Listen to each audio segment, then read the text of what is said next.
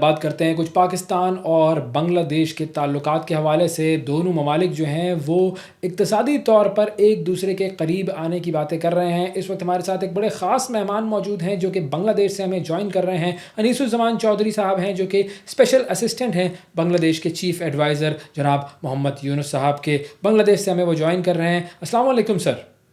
Anees, thanks a lot. Thank you for giving us your time. Let's start with a bit of history. So, we all know that Dhaka played a very important role, a crucial role in establishing Pakistan. So, would you like to say something more about the historical context, historical significance of the role of the people of Dhaka and the leaders of Dhaka in the creation of Pakistan? I think our youth needs to know this. Pakistan movement was led by Muslim League, and Muslim League was formed in Dhaka in 1906.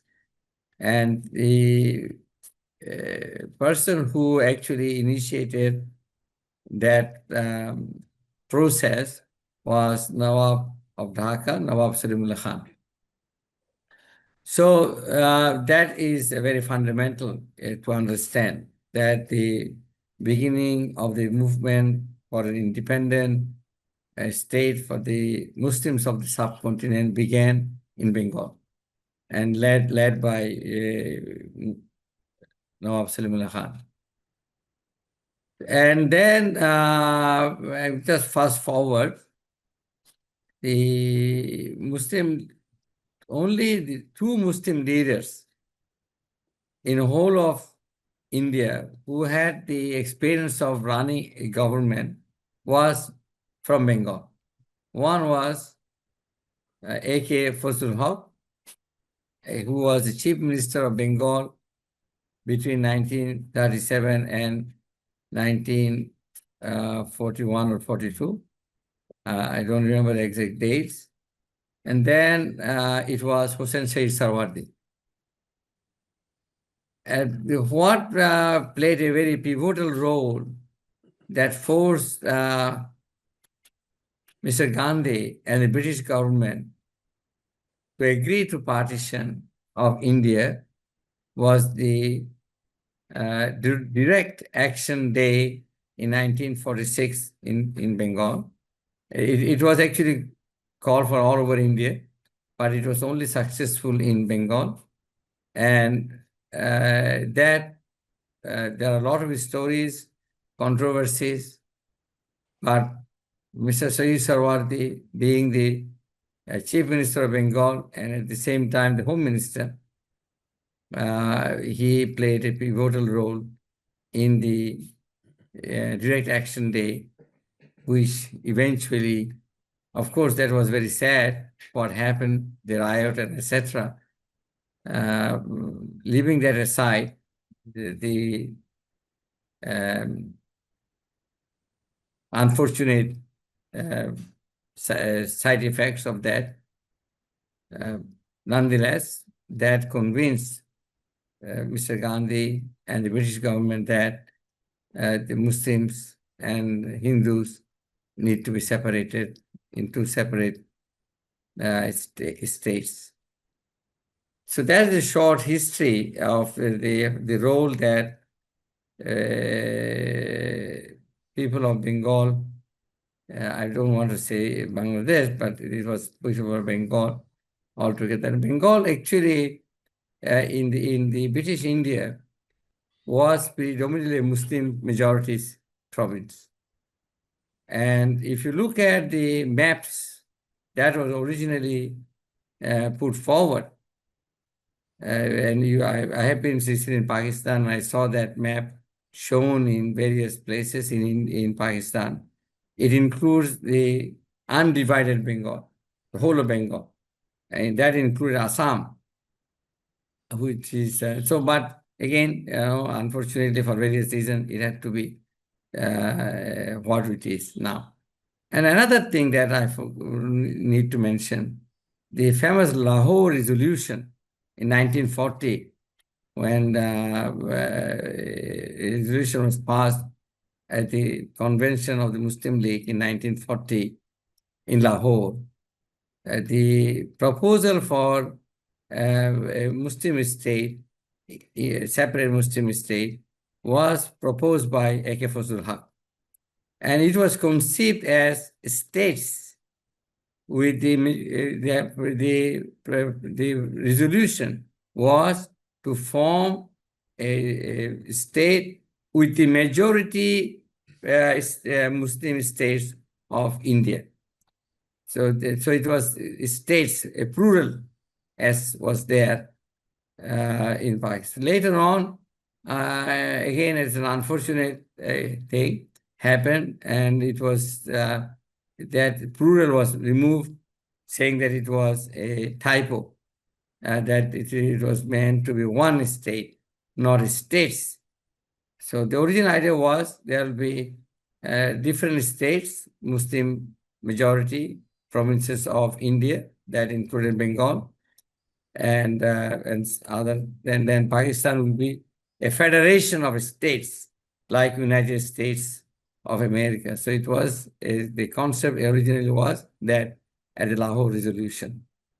So, Anisab, we all know that Pakistan was progressing economically in the 60s, but then after the 1960s, the situation changed. So, what do you think? What were the main mistakes that were made after 1960s for which are responsible for our economic downfall?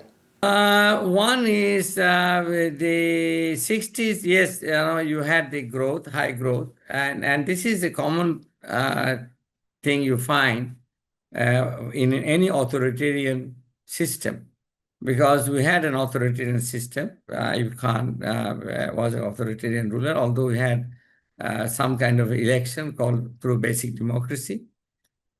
Because these authoritarian rulers need legitimacy. So their only legitimacy is growth.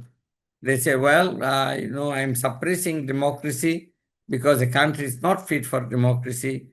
And at this stage, you need more of a discipline than democracy for development. So if you have 3D, 1D is development, 1D is democracy, and 1D is discipline. So you cannot have three Ds at the same time.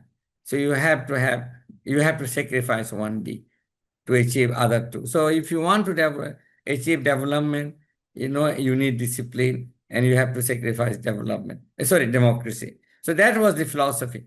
And you see that in every autocratic states, this kind of, but this growth, again, historically, you will find collapses, because what happens in the authoritarian system, you stifle debate, you stifle innovation.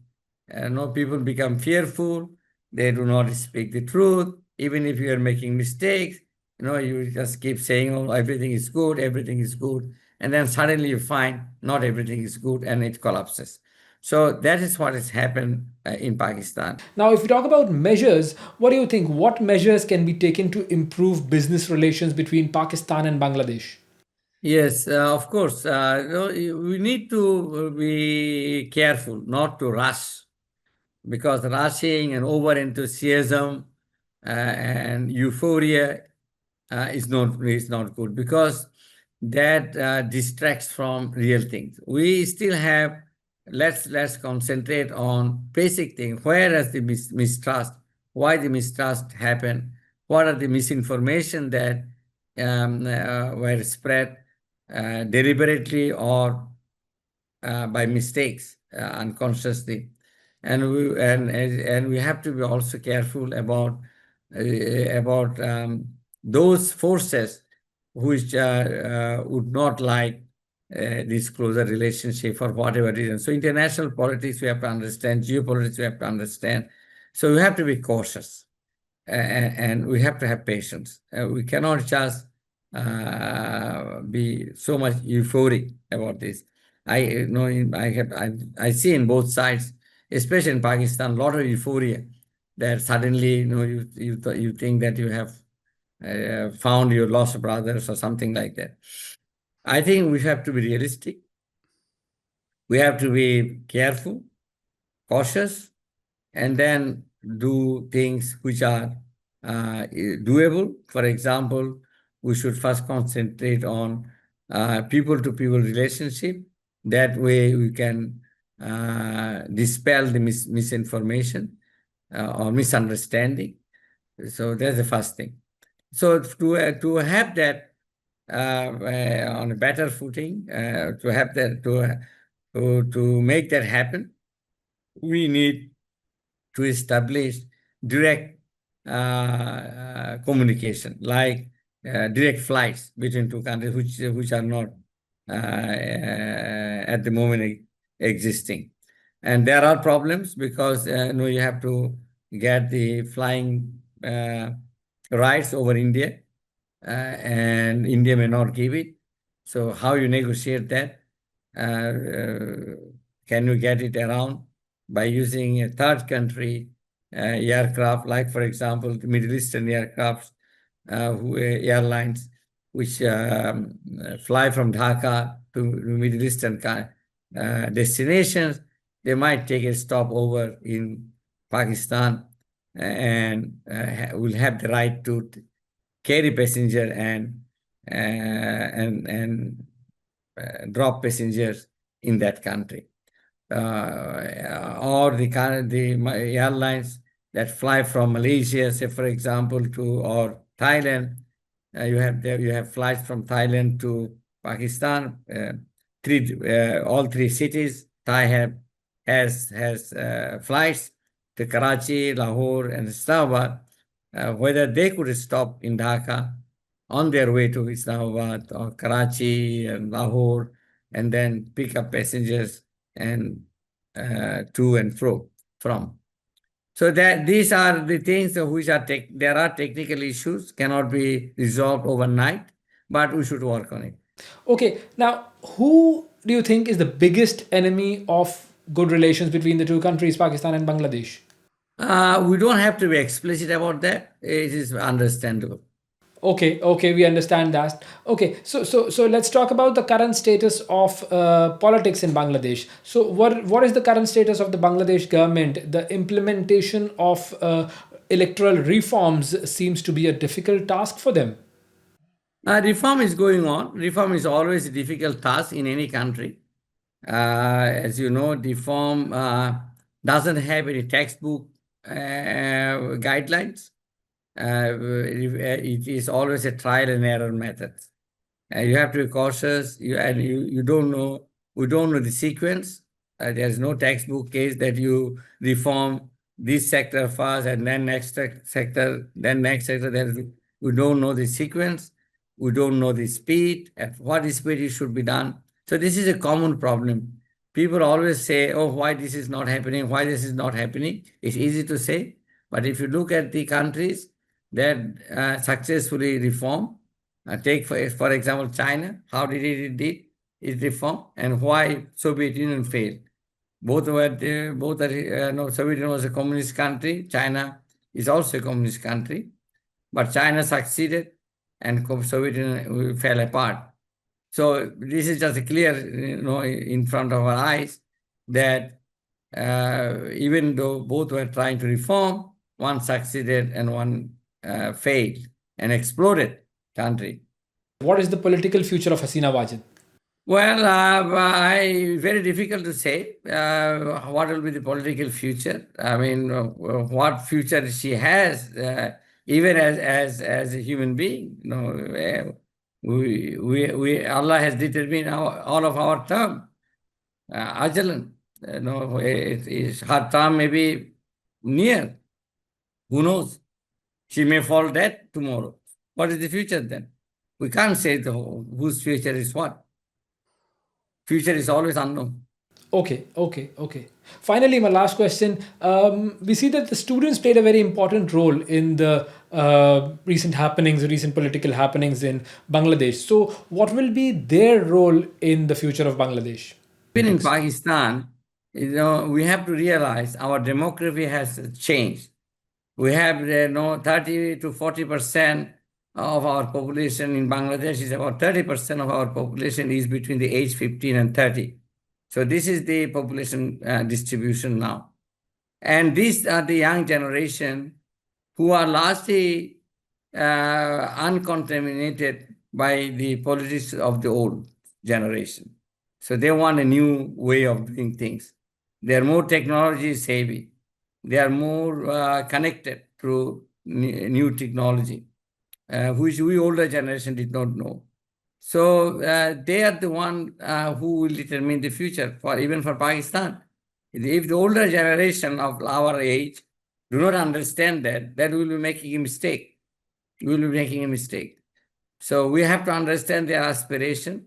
We have to understand what they want and how they want. So, and they represent in in the population, as I said, it was 30%. In among the voter, it's about 40% of them are in the age of that bracket, because our voting age is from 17, from 18, and then the cohort between 18 and 35. This you can, if you can say, this is the younger population.